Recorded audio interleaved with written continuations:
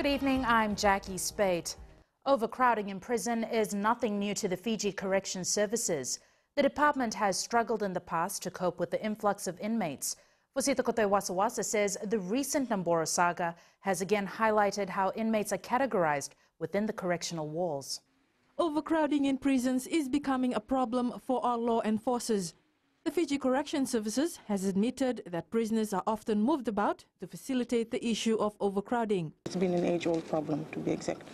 To date, we have a total of 1,457 offenders. That's against an approved capacity of 1,137. So of that number, there are 356 offenders who are on remand alone. So what the public must understand is we don't have any control over the numbers entering our system.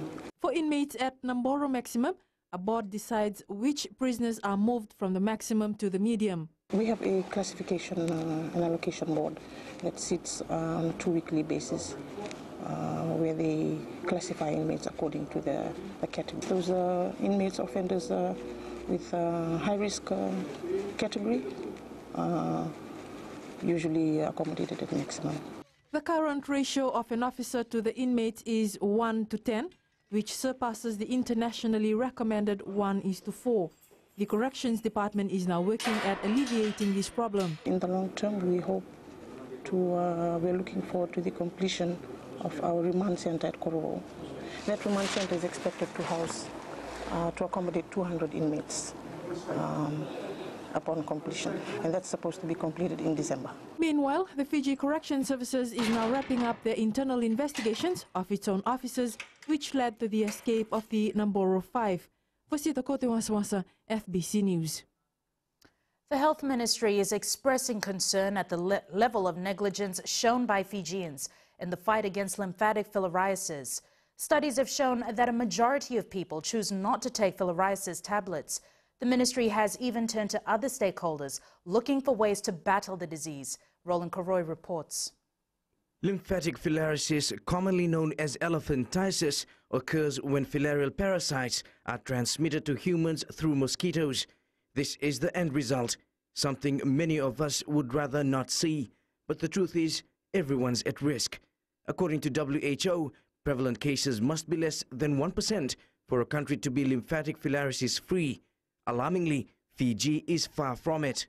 Way back in 2007, where we conducted our survey, prevalence study survey, we found out that the central had 16%, and this was really high because the WHO's recommendation is less than 1%, and you'll be cleared LF-free country. So we're still fighting against that that 16%.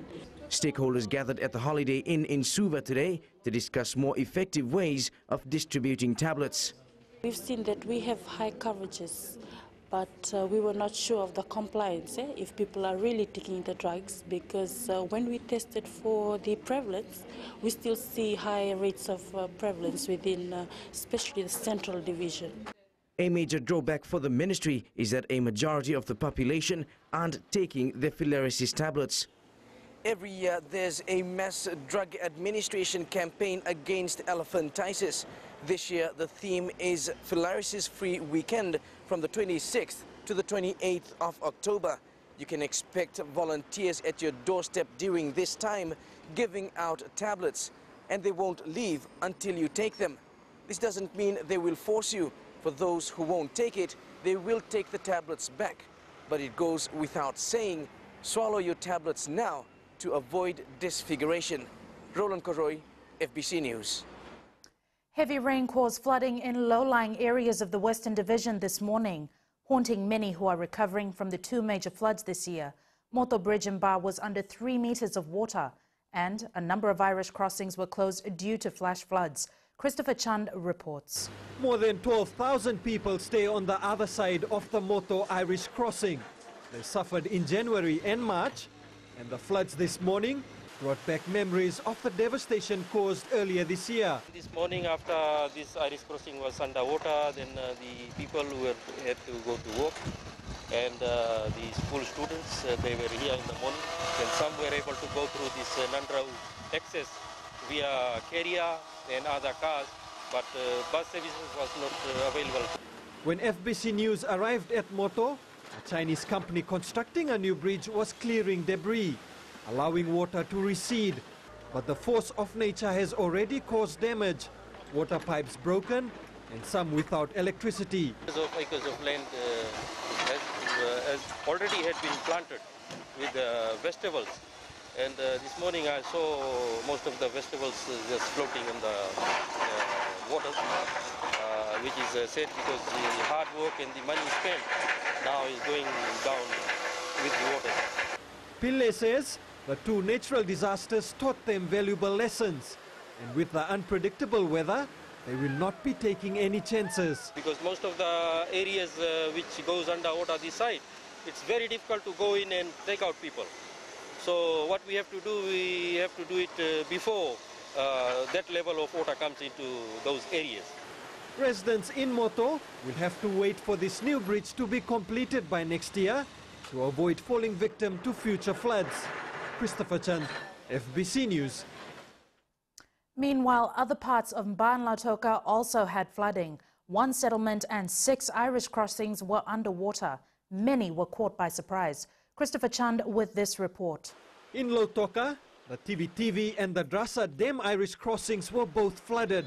Ramesh Chand, a sugarcane truck driver, was stranded for hours, waiting to go home to his family.